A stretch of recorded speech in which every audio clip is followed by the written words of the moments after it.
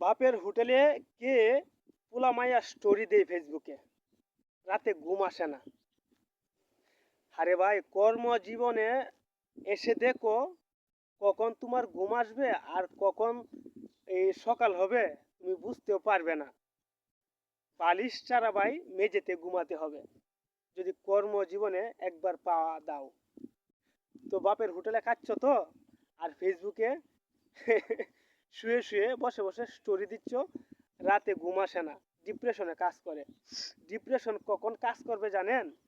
যখন আপনি নানান চিন্তা ভাবনা করবেন, অহেতুক চিন্তা ভাবনা করবেন, এই সুন্দরী মেয়েদেরকে নিয়ে চিন্তা করবেন, এই বেশি আকাঙ্ক্ষা করবেন, টাকা পয়সা নিয়ে সবসময় শুধু মাথায় গবেষণা করবেন, তখনই আপনার ডিপ্রেশন সৃষ্টি হবে। আমি বলবো না যে টাকা পয়সা নিয়ে চিন্তা করবেন না। তো আপনি যদি কোনো ইনকাম সোর্স না করে কিংবা বসে থেকে, হ্যাঁ, বেকার থেকে আপনি সারা রাত টেনশন করেন কিভাবে টাকা ইনকাম করবেন, তাহলে কি ভাই হবে? কখনোই হবে না। আপনি কর্মজীবনে পাও দেন, তারপরে আপনার জীবনটা এমনিতে সুন্দর হয়ে যাবে। আপনার এত টেনশন করতে হবে না। শুধু সৎ থাকবেন, আর কিচ্ছু দরকার নেই। সাথে তো পরিশ্রম করতে হবে, পরিশ্রমের কোনো বিকল্প নেই। তো সুন্দর একটা কথা বলে গেলাম, এই টিপসটা মাথায় সেট আপ করেন, আপনার জীবন সাফল্য অবশ্যই ইনশাল্লাহ আসবে।